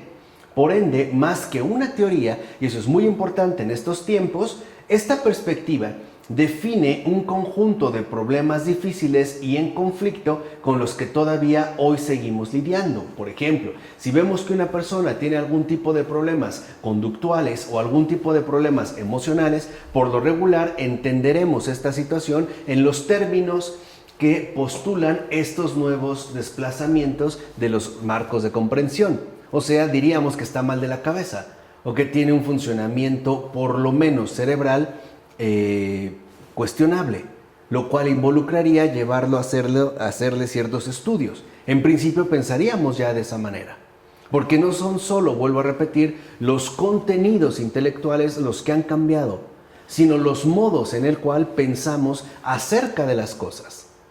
Por ejemplo, en términos meramente neurofuncionales o cerebrales, al considerar que todo está en la mente o que todo radica en términos de mente. Mientras que antes, por ejemplo, los modos de pensar eran en gran medida espirituales, o sea, simbólicos, en relación en la mutua implicación de lo visible y lo invisible. Ciertamente, los descubrimientos científicos y los cambios culturales profundos interaccionaron y se afectaron mutuamente para generar esta nueva interpretación del inconsciente cerebral. Hay un inconsciente cerebral, hay una fuerza oscura que trabaja sin que podamos decir qué es. Entonces ese mismo abismo oscuro ahora se lleva al ámbito del inconsciente cerebral, en términos fisiológicos, médicos pues.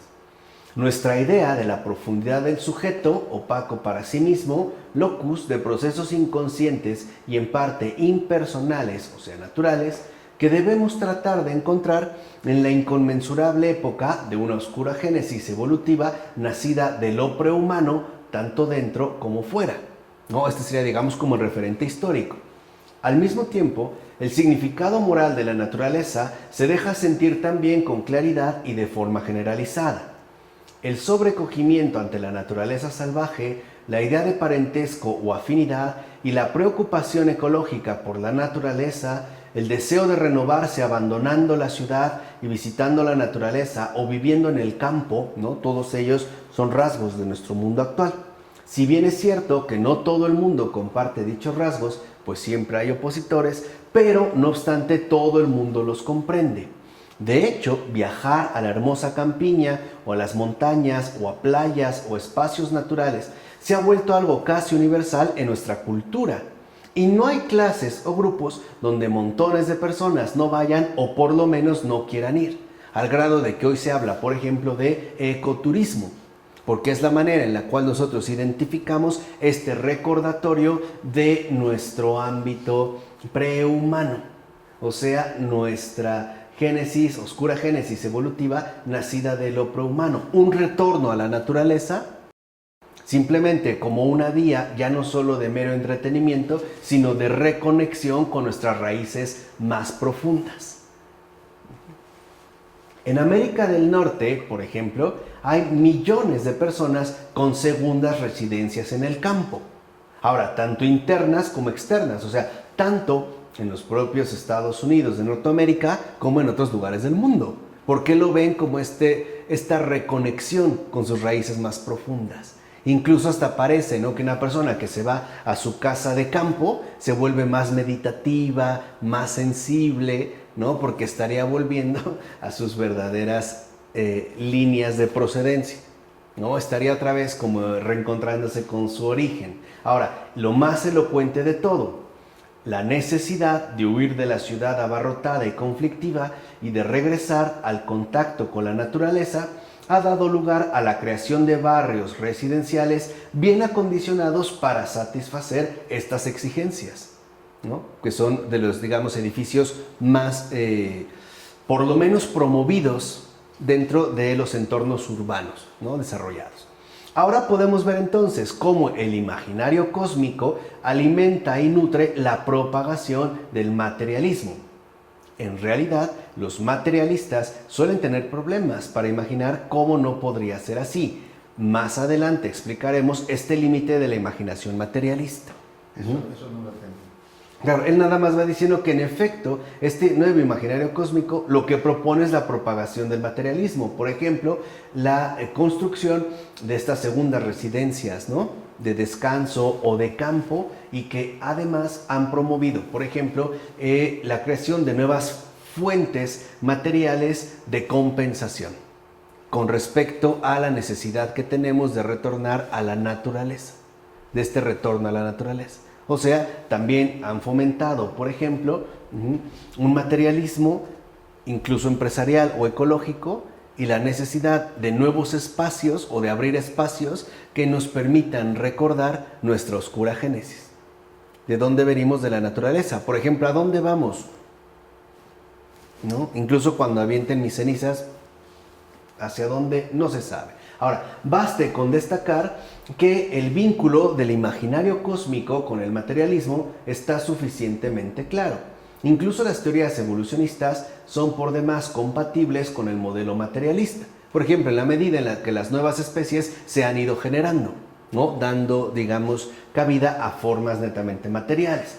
Pero lo asombroso del imaginario cósmico moderno es que es imposible de recoger en un abanico de concepciones, pues ha movilizado a las personas en un gran espectro de direcciones, desde casi el materialismo más duro hasta la ortodoxia cristiana, pasando por toda una gama de posiciones intermedias, algunas de las cuales, como la de Goethe o Emerson, por ejemplo, son en un sentido evidente espirituales, sin que por ello sean cristianas, es más, ni siquiera teístas, serían en todo caso paganas, en tanto se vinculan con ese culto a la naturaleza, como la fuente, ¿no?, de una dimensión espiritual superior.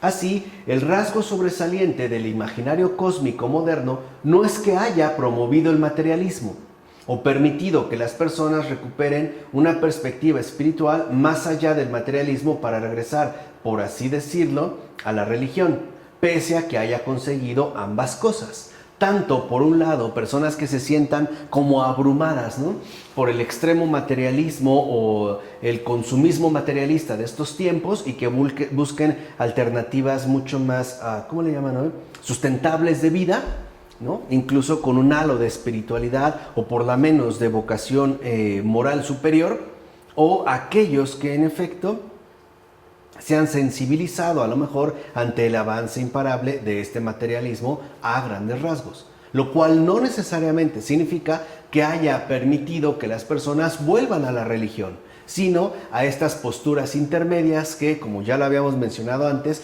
carecen de compromisos plenamente definidos.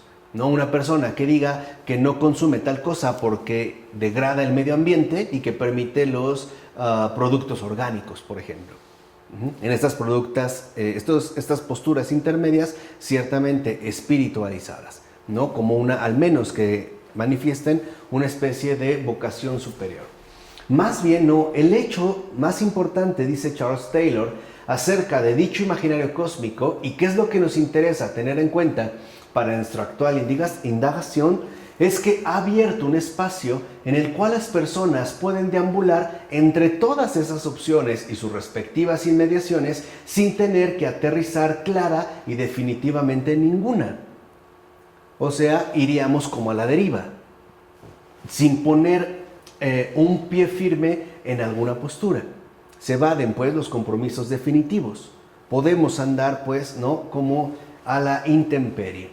En las guerras entre la creencia y la no creencia, esto se puede considerar una especie de tierra de nadie, más bien una zona neutral en la que se puede uno refugiar de la guerra por completo. O sea, hoy digamos que verdaderamente, ¿no?, los conflictos que pueden darse entre creyentes y no creyentes son extremadamente escasos e incluso podríamos decir que relativamente poco serios. Más bien, la mayoría tiende a quedar concentrada en la zona neutral, donde no se toma, digamos, una postura definida como creyente, pero tampoco como no creyente, pero sí, por ejemplo, como ecológicamente responsable o humanamente altruista, sin que esto involucre, en efecto, la asunción de algún compromiso definido.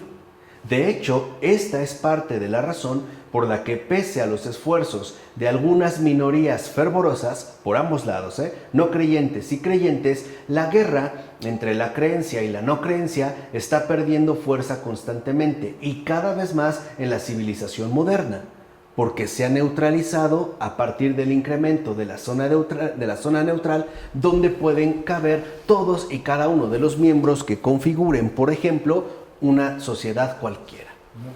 ¿No?